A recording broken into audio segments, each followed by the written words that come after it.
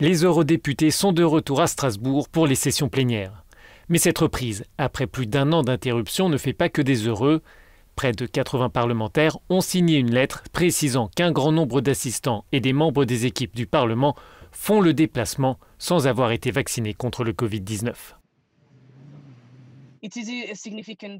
On parle d'un nombre significatif de personnes.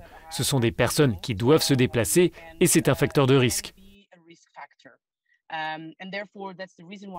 C'est pourquoi je pense qu'il serait prudent d'attendre un meilleur taux de vaccination et alors nous pourrions aller à Strasbourg dans un contexte plus sûr qu'aujourd'hui.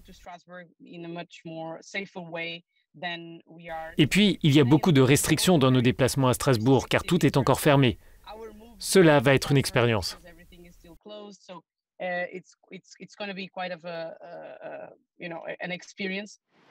Il y a les interrogations sanitaires, auxquelles il faut ajouter un test PCR négatif avant d'arriver en France et une quarantaine exigée lors du retour.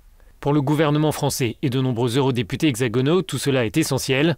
Le Parlement a fourni les dispositifs médicaux nécessaires pour protéger les élus et leurs équipes. C'est un symbole, le fait de voter à Strasbourg le certificat Covid européen pour faciliter les déplacements.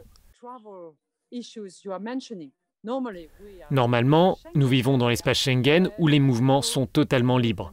C'est un gain important pour l'Europe.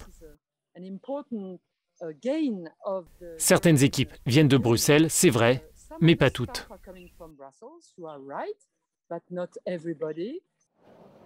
Le format de cette session plénière sera hybride puisque des eurodéputés participeront à distance.